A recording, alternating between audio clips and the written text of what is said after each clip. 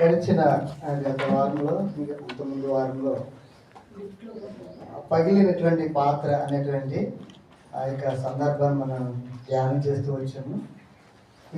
ఈరోజు యోగ్యమైనటువంటి పాత్ర మనం చూసుకుని కొద్ది నిమిషాలు ధ్యానం చేసుకుని ముగించుకున్నామండి. ప్రార్థన చేసుకుందాము.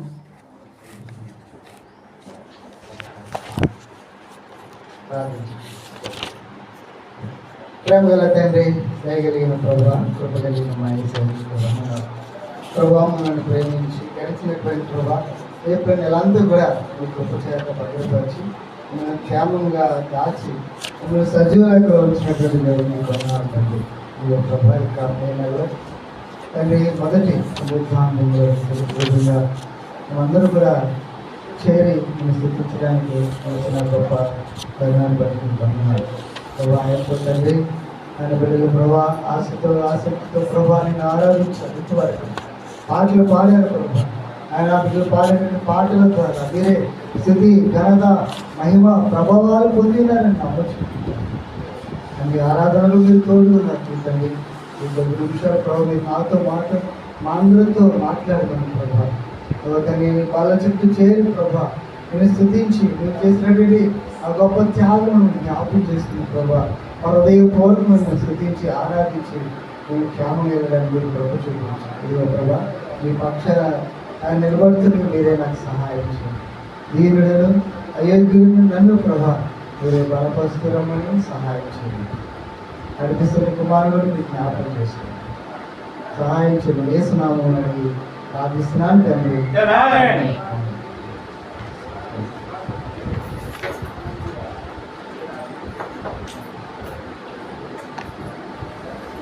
చదువుకున్నా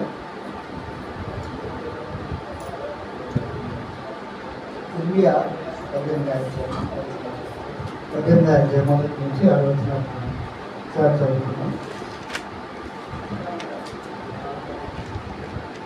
ఇండియా గ్రంథం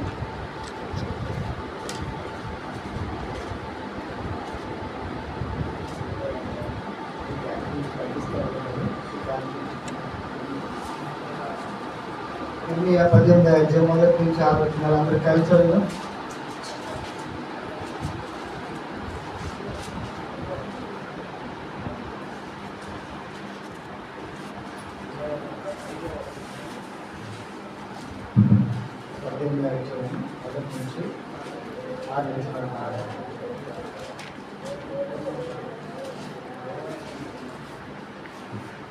యెహోవా యొద్ద నుండి ఇండియాకు ప్రత్యక్షమైన వాక్కు, నీవు లేచి చదవండి.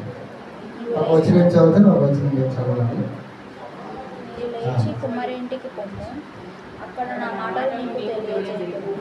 నేను కుమ్మరి ఇంటికి వెళ్ళగా వాడు తన సారి మీద పని చేయుచుండెను.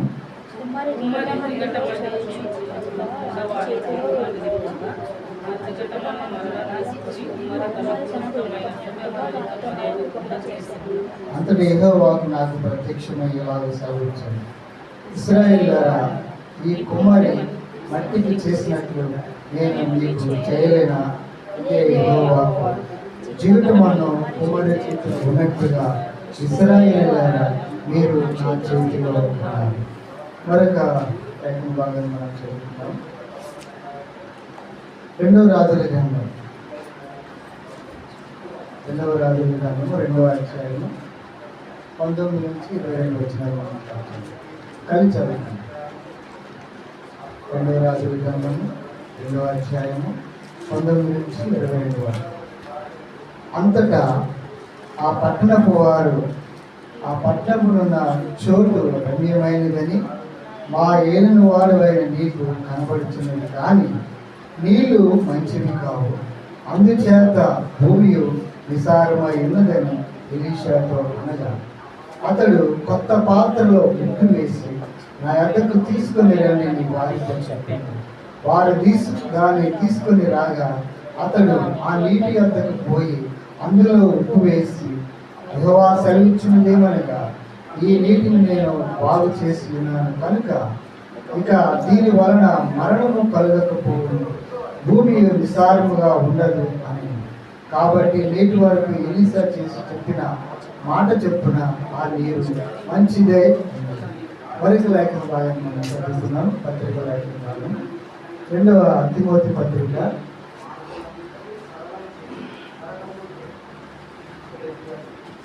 2వ తిమోతి పత్రిక 2వ అధ్యాయం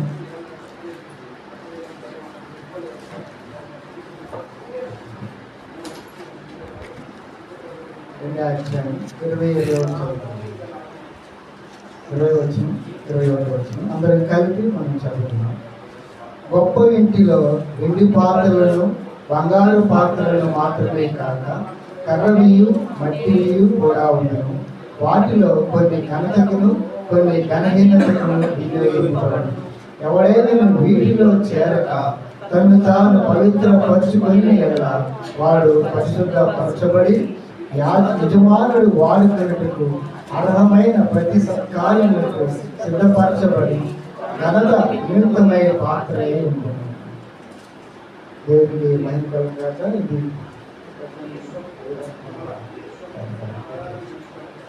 చదవనటువంటి ఈ లేఖన భాగం.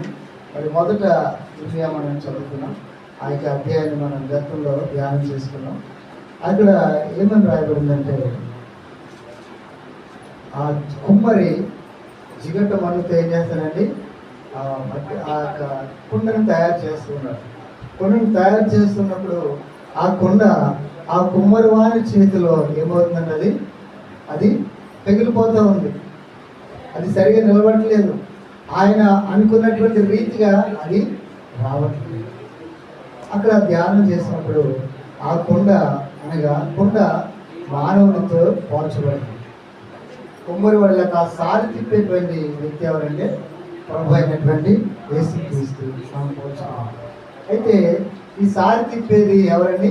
దేవుడే. మన యొక్క జీవితంలో కూడా జరిగే ప్రతి సంఘటన అది మంచిది కావచ్చు, అది మరి మనకి శ్రమను కలిగించేది కావచ్చు, మరి ఆనందాన్ని కలిగించేది ఏదైనా కూడా దేవుడే మన యొక్క జీవితంలో జరిగిస్తున్నాడు. ప్రతి జరిగేటువంటి ప్రతి సంఘటనకు దేవుడే మూల కారణమని మనము నమ్మవలసినటువంటి వారు.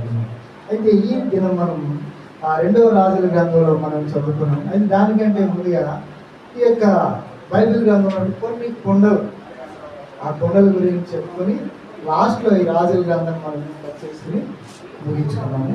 అయితే ఇక్కడ మార్కు సువార్త మనం చూద్దాం. ఒక్కొక్క కుండ ఒక ప్రత్యేకమైనటువంటి పాత్రను పోషిస్తూ వచ్చింది. ఇక్కడ మార్కు సువార్త 14వ అధ్యాయం 13వ వచనాన్ని నేను చదువుతున్నాను. 14వ అధ్యాయం 13వ వచనం 12 నుంచి కూడా మనం చదువుకోవచ్చు.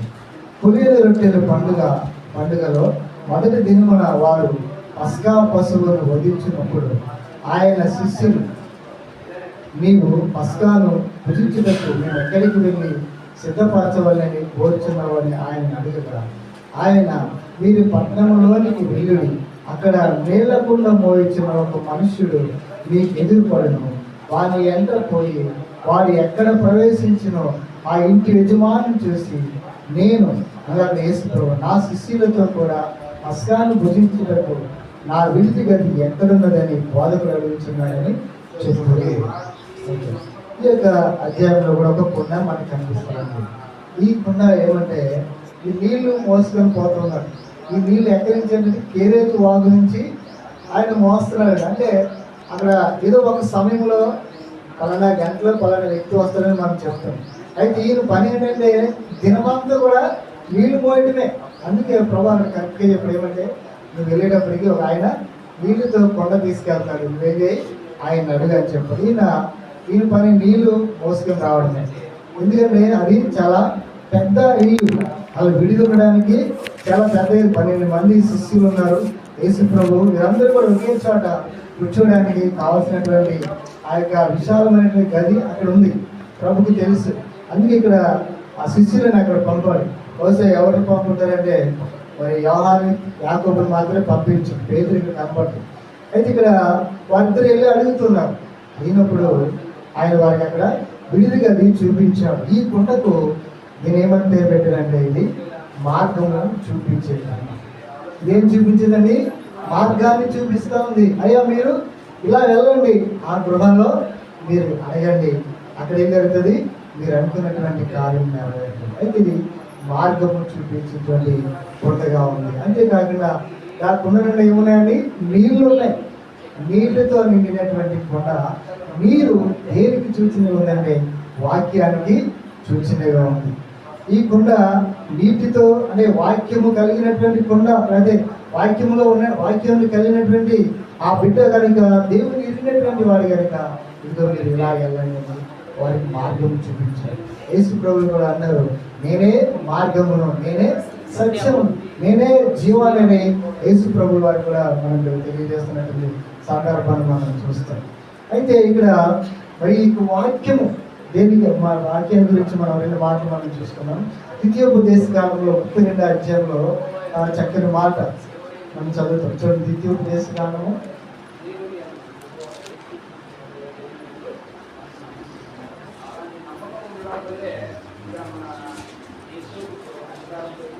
32 అధ్యాయం 2వ వచనంలో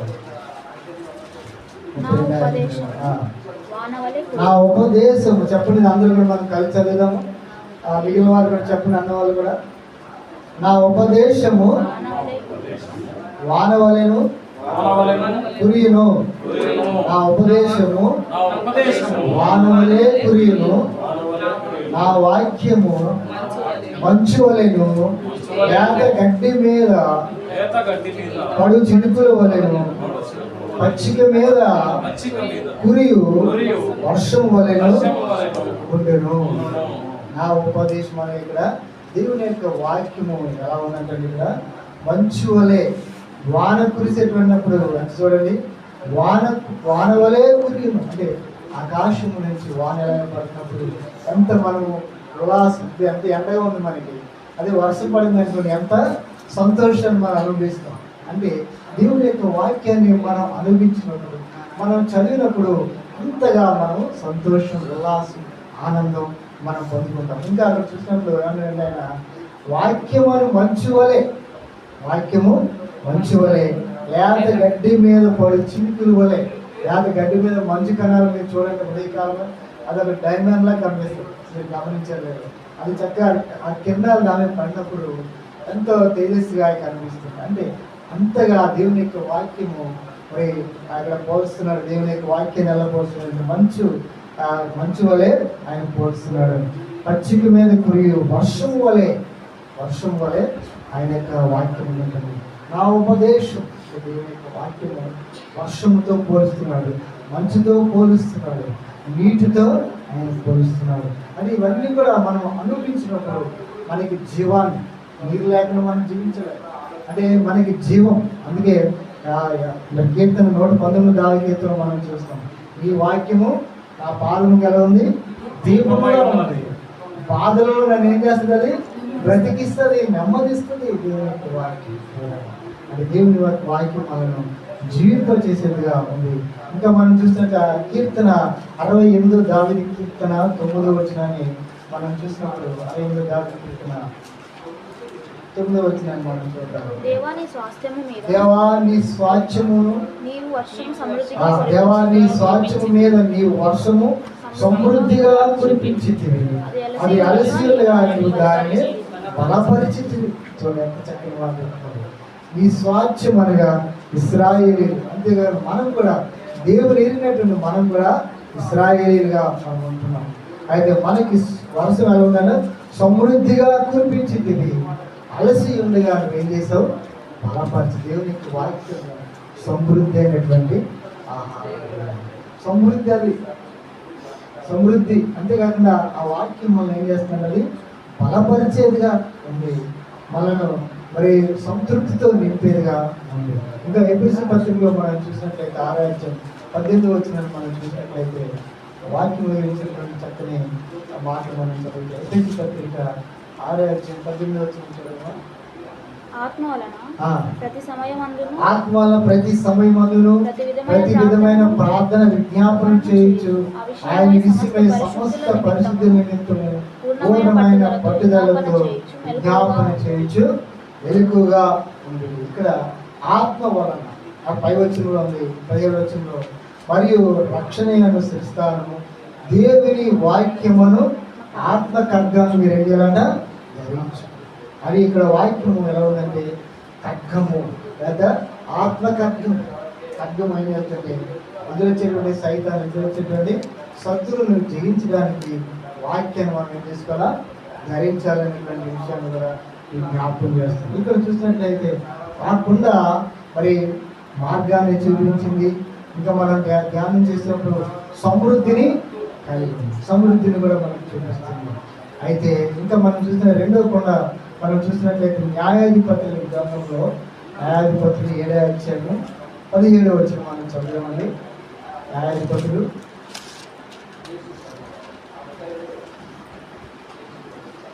7వ అధ్యాయం 17వ వచనం 16 తీసిన వాళ్ళు చదవండి.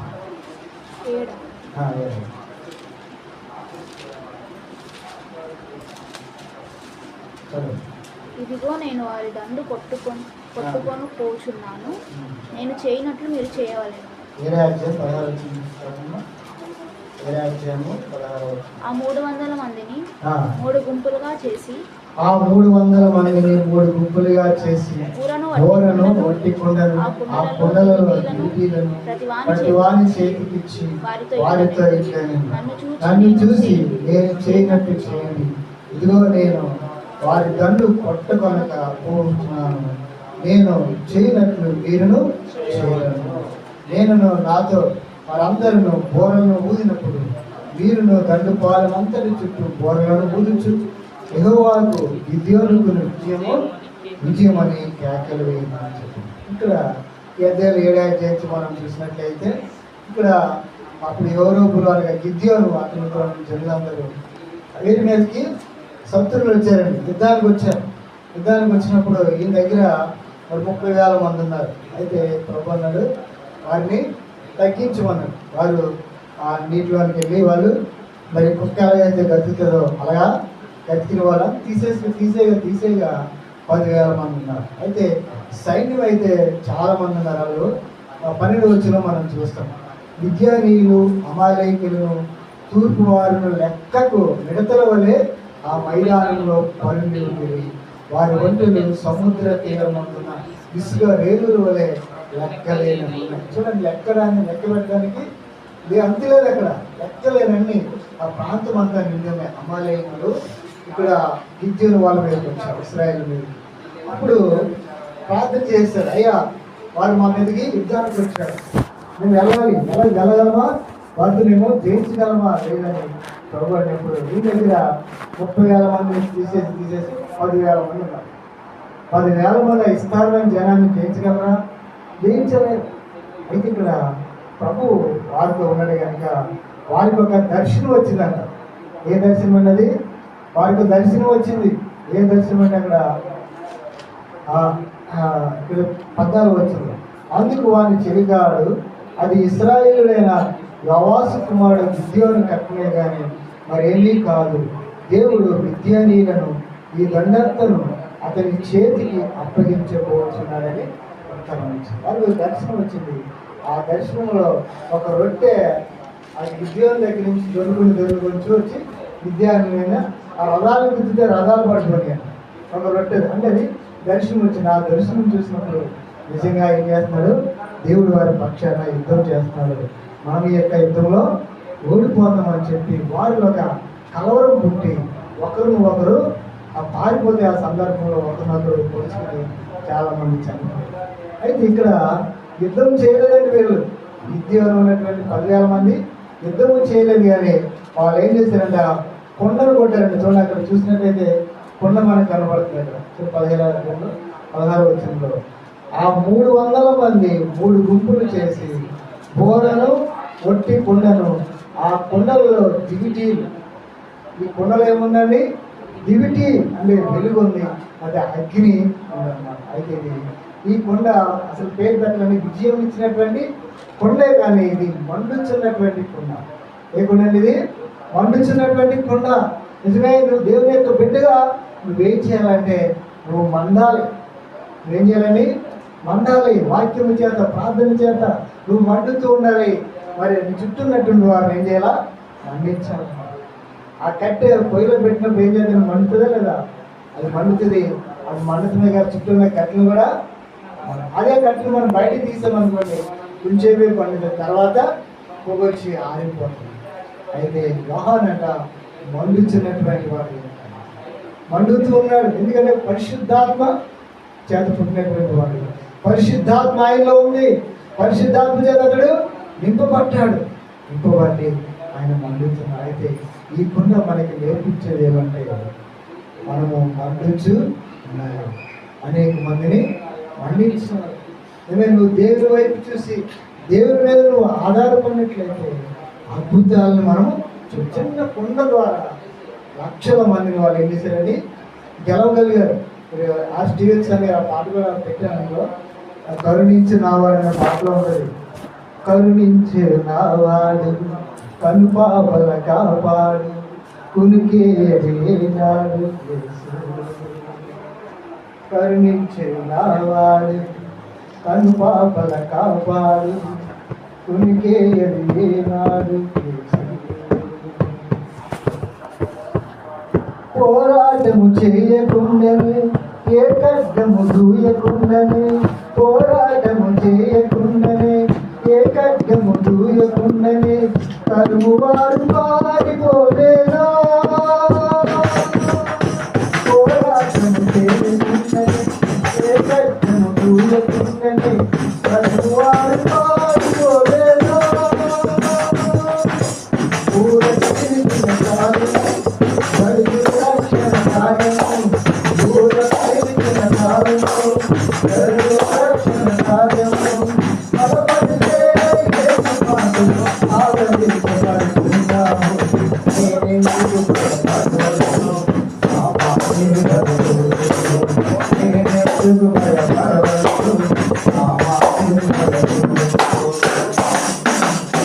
కొండ పగల దృష్టినంతనే వెలిగించినంతనే, కొండ పగల దృష్టినంతనే వెలిగించినంతనే కలుసేన కాలిపోలేదా. కొండ పగల దృష్టినంతనే వెలిగించినంతనే కలుసేన కాలిపోలేదా.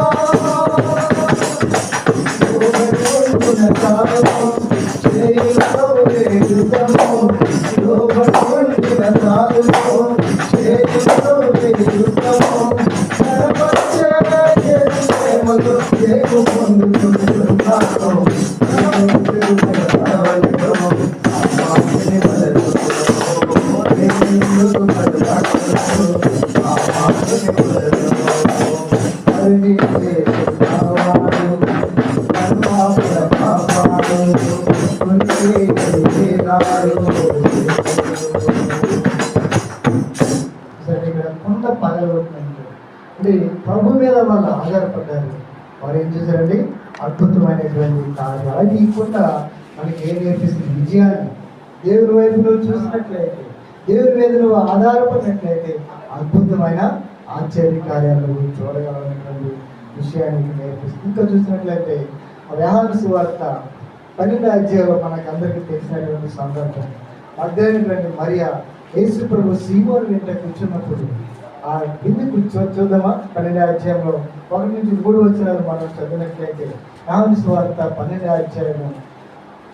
కాబట్టి యేసు తాను మృతులలో నుండి లేపిన లాజరున్న బేతనియకు పస్కా పండుగకు 6 దినములు ముందుగా వచ్చెను.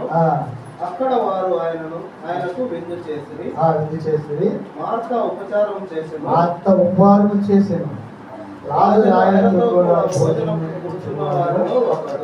అప్పుడు విలువ గల జటామాంసి అత్తరు తీసుకొని యేసు పాదములకు పూసి తన తల వెంట్రుకలతో ఆయన పాదములను తుడిచెను. ఇల్లు ఆ అత్తరు వాసనతో చూడండి. ఇక్కడ ఈ సందర్భంలో మనం చూసినట్లయితే ఆమె అత్తరు గుడ్డుని ఏం చేసిందని పగలగొట్టింది. అత్తరు గుడ్డుని ఏం చేసింది? పగలగొట్టింది. పగలగొట్టి ఏం చేసింది? ప్రభుని ఆరాధించినట్లుగా మనం చూస్తాం. మనం కూడా మన పాపములతో శాపములతో నిండినటువంటి ఈ కొనాలుగా ఈ హృదయాన్ని మన హృదయపూర్వకంగా ఆ హృదయాన్ని పగలబట్టలేక పశ్చాత్తాపంతో మారు మనసుతో ఆమె ఆ యొక్క అత్తరు బుడ్డిని చేరున్నర అత్తరు బుడ్డిని తీసుకొచ్చి యేసు ప్రభు పాదాలను కలిగినట్టుగా మనం చూస్తాం. సో అంతవరకు ఆమె పశ్చాత్తాపాలు ఎన్నో భయంకరమైన కార్యాలు చేసింది. ఆమె వెళ్తుంటే అందరూ కూడా దూషిస్తూ వచ్చారు. ఎందుకంటే ఈమె ఆమె పేరు పెట్టబడింది పాపాత్మురాలైనటువంటి స్త్రీ. సరే, ఎంత భయంకరమైనటువంటి జీవితం. ఎప్పుడైతే ప్రభు వైపు చూసిందో, ఎప్పుడైతే ప్రభు వైపు చూసినప్పుడు తన ముఖాంతంలో ఉన్నటువంటి ఆ రహస్యమైన పాపం అన్ని కూడా ఆమె కనబడుతూ వచ్చాయి. ఆమె యేసు ప్రభు పాదాలు పెట్టిన ఆమె గుడ్డిని పాదాలు కొట్టింది. అదే మనం కూడా ఈ హృదయం అనేటువంటి పగలగొట్టినప్పుడు ఆ హృదయాంతంలో వచ్చినటువంటి ఆ మూడు అదే నిజమైనటువంటి ఆరాధన, అది నిజమైనటువంటి పశ్చాత్తాపం, అది నిజమైనటువంటి మారు మనసుతో ఉన్నటువంటి ఆరాధనలు చూస్తున్నాం. ఇక్కడ ఆమె తన బుద్ధిని పగలగొట్టింది. అందుకే పగిలినటువంటి నిజం పగలకపోతే ఏమాత్రంగా ఆ అత్తరు కూడా ఉపయోగం లేదు. ప్రియులారా, పగలకపోతే ఆ భూమి ఉంది, ఆ యొక్క ఆ నాగలిసే దున్నకపోతే అది పనిచేస్తుందండి, పగలదు.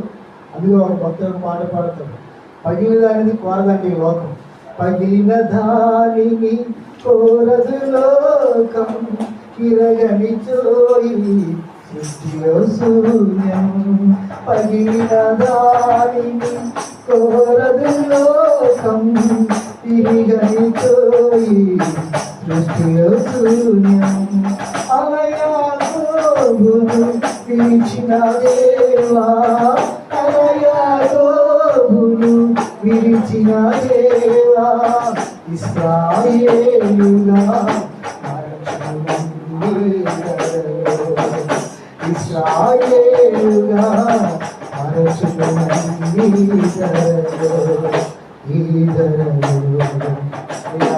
ఎరగకపోతే, నువ్వు పగలకపోతే ఏ మాత్రం ఉపయోగం లేదు. యాకోబుని ఇరిచాడు. ఇరిచిన తర్వాత ఆయన పేరేంటండి? యాకోబు అనగా మోసగాడు. ఇప్పుడు ఏం పేరు పెట్టాడు? ఆయన పేరు ఇశ్రాయేలుగా ఆశీర్వదించబడ్డాడు. ఇంకా మనం ముందుకు చూసినట్లయితే మనం చదువుకున్నటువంటి ఆ లేఖన భాగంలో మనం అక్కడ 2వ అధ్యాయం 2వ రాజుల గ్రంథం 2వ అధ్యాయంలో ఈ యొక్క వచనాన్ని మనం ధ్యానం చేసుకుని మనం ముగించుకున్నాము. ఇక్కడ చూసినట్లయితే ఇక్కడ కూడా ఒక కొండ మనకు కనిపిస్తూ ఉంది. ఇది ఏ కొండ అంటే ఇది కొత్త కొండ. ప్రియులారా, ఇదే కొండ అండి, కొత్త కొండ తీసుకొచ్చాడు అక్కడ. చూద్దాం 2వ అధ్యాయంలో 19వ వచనంలో మనం చూసినట్లయితే ఆ పట్టణం ఈ సందర్భంలో ఇక్కడ ఏమంటే ఏలియా ఎలీషా వారిద్దరు కూడా వెళ్తున్నారు. ఏలియాని ప్రభు పిలిచాడు, తండ్రి పిలిచాడు. అయితే ఏలియా వెళ్ళిపోతున్నాడని ఎలీషాకు తెలిసి ఎలీషా కూడా అన్నాడు, అయ్యా నా దైవజనుడా, గురువు గారు ఆయనకి. ఏలియా ఎలీషాకి గురువు గారు. ఎందుకంటే ఏలియా అని పిలిచాడు. ఏలియా చేతుల మీద నీళ్లు పోస్తూ వచ్చాడు. ఎవరు? ఎలీషా. అంటే సేవకుడిగా వచ్చాడు. ఆయన బ్యాగ్ మోసడేమో, ఆయనకి శిష్యుడిగా ఉన్నాడు. ఇప్పుడు ఆయన వెళ్ళిపోతుంటే, అయ్యా వెళ్ళిపోతున్నావు అని భయపడుతుందంటే అదే ఇంకోటి, నేను కూడా నీతో వచ్చేస్తానని వెళ్తున్నాడు. అయితే ప్రభు తండ్రికి ఆ యొక్క ఏలియాని తీసుకెళ్ళిపోయాడు. ఏలియా ఎక్కడికి వెళ్ళిపోయాడు అని వీళ్ళందరూ వెతుకుతున్న సందర్భం అన్నమాట. అయితే ఇలా వెతుకుతూ 2వ అధ్యాయంలో ఎక్కడికి వచ్చారండి? ఎరుకో ప్రాంతానికి వచ్చారు. ఏ ప్రాంతం అనేది? ఎరుకో ప్రాంతం, ఎరుకో పట్టణం ఇది. అంతటా పట్టణం వారి పట్టణమునున్న చోటు రమ్యమైనది, మా ఏలువాడమైన నీకు కనబడుతున్నది. కానీ వచ్చింది ఊరు ఇక్కడ ఉంది. ఇవన్నీ చాలా రమ్యంగా ఉంది, చాలా బాగా ఉంది, అందంగా కనిపిస్తూ ఉంది. కానీ ఆ నీళ్ళు అంట ఈ చేదైనవి. ఈ నీళ్లు తాగితే చనిపోతారు. ఇక్కడ చూసినట్టు ఆ నీళ్లు మంచివి కావు, అందుచేత భూమి కూడా నిసారమైనదని ఎలీషాతో. ఆ ప్రాంతము చాలా చూడడానికి చాలా మంచి కనబడుతుంది, చాలా మంచిగా ఉంది. నిజమే, ఈ లోకము కూడా మనకి చాలా రమ్యముగా కనిపిస్తూ ఉంది. ఈ లోకం కూడా ఎంతో అందంగా కనిపిస్తూ ఉంది, చూడడానికి చాలా బాగా ఉంది. కానీ ఈ లోకంలో లోకానుసారంగా నువ్వు జీవించినట్లయితే ఈ జీవితంలో సారం అనేది ఉండదు, నిస్సారమైపోతుంది. ఎందుకంటే అది రమ్యంగా మాత్రమే కనిపిస్తూ ఉంది, దాంట్లో సారం లేదు, నిస్సారమైపోయిందంట. ఆ భూమి అంతా కూడా పంటలు వేస్తున్నారు, పంటలు పండట్లేదు, దిగుబడి రావట్లేదు. ఆ నీళ్లు కూడా తాగడానికి ఏమాత్రం కూడా ఉపయోగకరమైనవి కావాలి. అందుకే ఇక్కడ ఎలీషాతో చెప్తున్నారు, ఈనాడు కూడా ఈ యొక్క ప్రాంతాన్ని నేను లోకముతో పోలుస్తూ ఉన్నాను. ఈ లోకం మనకి ఎంతో అందంగా కనపడుతుంది. దాన్ని చూసి మురిసిపోతే ఏమాత్రం కూడా ప్రయోజనం లేదు. కానీ ఈనాడు కూడా దాన్ని చూసి మురిసిపోయేటువంటి ప్రజల్లో ఏ మాత్రం కూడా మరి ఆ ఉపయోగం లేదు. చాలామంది కూడా విశ్వాసులుగా, మరి చాలామంది భక్తులు అని చెప్పుకుంటారు, విశ్వాసులు అని చెప్పుకుంటారు, మేము క్రైస్తవులు అని చెప్పుకుంటారు. కానీ వాక్యము లేకపోతే, నీకు భక్తి జీవితం లేకపోతే, ప్రార్థనా జీవితం లేకపోతే ఈ జీవితము నిస్సారం అయిపోయింది. ఆ భూమి లాంటిది, నిస్సారము, సారము లేదు. దానివల్ల ఎవరికి ఉపయోగం లేదు. ఆ దేశం ఉన్న వారికి ఉపయోగం లేదు, లేదా ఆ స్థలం కొనుక్కునే వాళ్ళకి కూడా ఏమంటే కూడా ఉపయోగం లేదు. అయితే చాలా మంది మేము దేవుని పిల్లమండి, మేమే పరలోకంకి వెళ్ళిపోతాం, మీరెవరు కూడా రారు అని చెప్పేటారు కూడా మనం చూస్తున్నాం. అయితే ఈ లోకం అందం వైపు చూడదు, కానీ ఎవరి వైపు చూడాలని యేసు వైపు మనం చూడాలి. ఓకే, చాలా మంచిగా నువ్వు పాటలు పాడవచ్చు, మంచిగా నువ్వు ఆరాధన చేయొచ్చు, కానీ వాక్యము లేకపోతే, విశ్వాసము లేకపోతే, అబ్బా ఎంత బాగా పాడారండి, ఎంత మంచిగా వాయించారండి, ఎంత మంచిగా బోధించారని చెప్తారు. ఆ పొగడతలు మాత్రమే మిగిలిపోతే తప్ప దానివల్ల ఏ మాత్రం కూడా ఉపయోగపడలేదు. ఈ ప్రదేశం కూడా ఆ విధంగా మీరు వాక్యముతో పోల్చబడింది. అయితే ఇక్కడ ఈ నీరులో, ఈ భూమి మీద నీరుంది, కానీ అక్కడ ఆ నీరులో సారం లేదు, ఆ నీరు తాగడానికి ఉపయోగం లేదు. అయితే ఎంతగా నువ్వు పాడినా వాయించినా కూడా వాక్య జ్ఞానం లేకపోతే, వాక్యం జ్ఞానం లేకపోతే ఆ జీవితమే నిస్సారమైపోయింది, నిస్సారమైన. అయితే ఎలీషా దగ్గరికి వచ్చి, అయ్యా ఎలీషా వేడుకుంటున్నారు, ఆయన వేడుకుంటున్నారు. కానీ ఎలీషా కంటే గొప్ప దేవుడైనటువంటి యేసు ప్రభువు దగ్గరికి వస్తే ఈ జీవితం అయిపోతుంది, మారిపోతుంది. ఇక్కడ చూసినట్లయితే ఆ సందర్భం చదువు, ఆ సందర్భంలో ఎలీషా దగ్గరికి వచ్చి వేడుకుంటున్నారు. ఆయన అక్కడ ఆ మాట కూడా అలాగే రాయబడింది. ఏమంటే ఇక్కడ 2వ అధ్యాయంలో, అతడు అంతటా 19వ వచనంలో, అంతటా కొత్త పాత్రలో ఉప్పు వేసి నా యొద్దకు తీసుకుని రండి అని వారితో చెప్పాను. వారు తీసుకుని రాగా అతడు ఆ నీటి, ఆ ఓట యొద్దకు, ఆ ఓట వస్తూ ఉందండి, ఆ ఓట ప్రవహిస్తూ ఉంది, కానీ ఆ నీరు ఏమాత్రం కూడా ఉపయోగం ఉంది. అయితే ఇప్పుడు కొత్త కొండ తీసుకొచ్చాడు. ఆ కొత్త పాత్రలో ఉప్పు వేసి నా యొద్దకు తీసుకుని రండి అని వారితో చెప్పిన. వారు దాన్ని తీసుకునేలాగా అతను ఆ నీటి ఓట యొద్దకు పోయి అందులో ఉప్పు వేశాడు. చూడండి, ఇక్కడ ఆ కొత్త పాత్ర అదే నీకు వారికి ఎడ్డీ కూడా అదే పెట్టుకున్నాను, కానీ అది సరైనది కాదు. అయితే యేసు నందు నీవు ఉంటే 2 కొరింథీ 5:15 అంటాడు, ఎవరి కాగా ఎవడైనా క్రీస్తునందు అనేవాడు, అది కొత్త జీవితం, అది నూతన జీవితం వస్తుంది. నువ్వు క్రీస్తునందు ఉంటే నువ్వు నూతన సృష్టి, రాయబడి ఉంటుంది నూతన సృష్టి. ఎవరిలో ఉండాలంటే క్రీస్తులో నువ్వు ఉండాలి. అయితే ఎలీషా కంటే గొప్పవాడైన యేసు ప్రభువును వేడుకున్నట్లయితే ఆ పాత్రలో ఉప్పు వేశాడు. ఆ ఉప్పే దేవుని యొక్క వాక్యం. యేసు ప్రభుని వాక్యంతో నింపుతాడండి. యేసు ప్రభు వాక్యంతో నింపుతాడు. నీ జీవితము ఎంతో ఆదర్శంగా, మాదిరిగా మారుతుంది, ఎంతో అనేక మందికి ఉపయోగపడుతుంది. అంతవరకు ఆ నీరు ప్రమాదకరంగా ఉంది. ఆ నీరు తాగిన వాళ్ళు చనిపోయి ఉంటారు. కానీ యేసు ప్రభు దగ్గరికి వస్తే వారికి నిత్య జీవం అది. ఆయన మరణాన్ని ఏం చేశాడు? ఆయన జయించాడు. భవిష్య గ్రంథంలో అంటాడు 13వ అధ్యాయం 14వ వచనం అంటాడు, ఓ మరణమా నీ ముళ్ళు ఎక్కడా, ఓ మరణమా నీ విజయము ఎక్కడ? యేసు ప్రభు ఆ మరణాన్ని గెలిచి తిరిగి లేచాడు. దేవునికి మహిమ.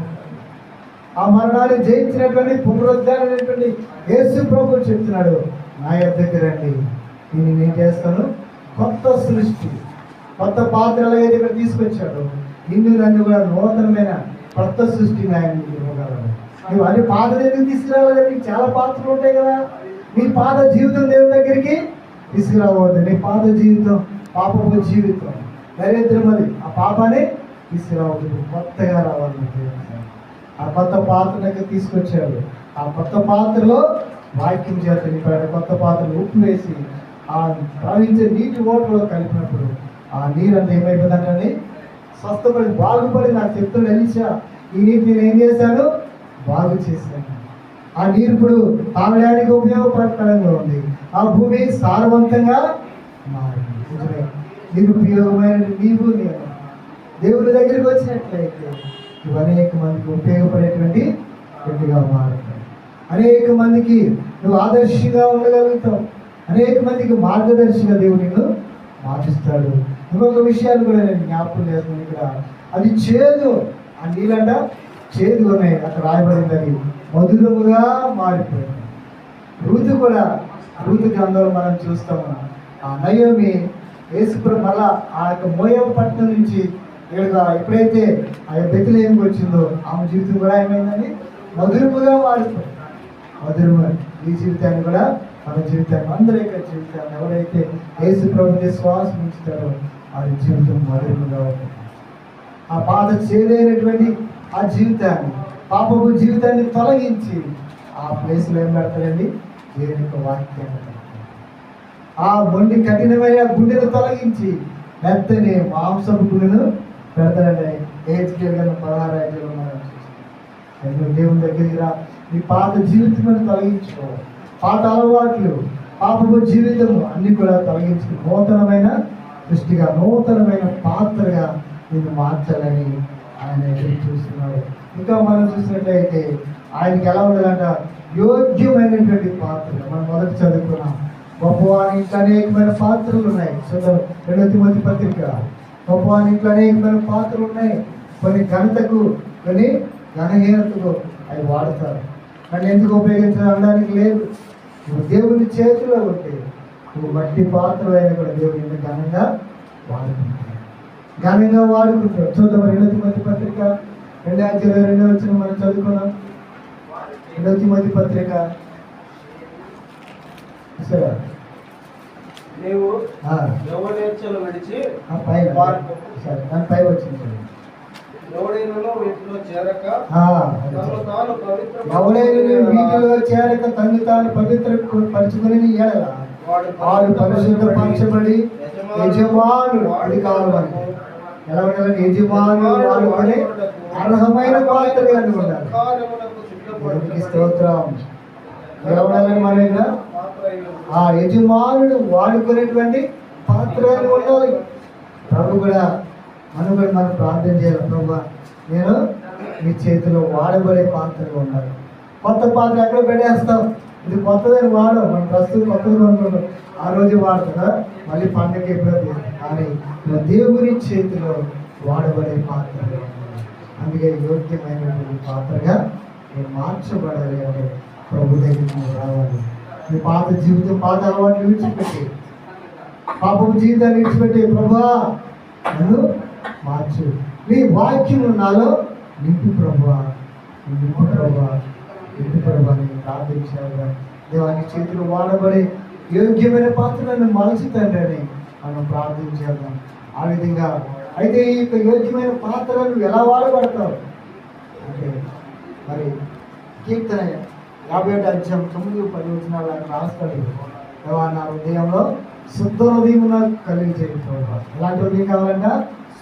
శుద్ధ హృదయం కలుగ చేయుము, శుద్ధ హృదయం కలుగ చేయుము. శుద్ధ హృదయం అది శుద్ధ హృదయం కలిగి చేయండి. అందుకే హృదయ శుద్ధి గల ఎవరు చూస్తారంట? దేవుని చూస్తారు. ఒకవేళ ఈ లోకంలో భౌతికంగా నీకు కన్నులు లేకపోవచ్చు, చూడలేకపోవచ్చు, కానీ నీ హృదయం శుద్ధిగా ఉంటే, దేవునికి వాక్యం చెప్తుంది, నీ హృదయం శుద్ధిగా ఉంటే దేవుని చూస్తావు నువ్వు. ఒకవేళ కన్నులు ఇప్పుడు నేను చూస్తాను, నేను నా హృదయం శుద్ధిగా లేకపోతే దేవుని నేను చూడలేను. కానీ ఇక్కడ వచ్చిన నీ హృదయం, ఇక్కడికి వచ్చిన అందరి హృదయాలు కూడా శుద్ధంగా ఉంటాయి. హృదయ శుద్ధిగా ఎవరు చేస్తారంటే దేవుని చేస్తారు.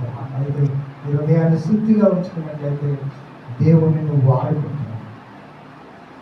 దేవుని వాడుకుంటా. ఆ విధంగా ప్రార్థించేది ప్రభా అని యోగ్యమైన పాత్రగా నువ్వు వాడుకునే పాత్రలు చేయి ప్రభా అని ప్రార్థించాడు. దేవుడి మాటలే మనందరూ దీవించి ఆశీర్వాదించుగాక.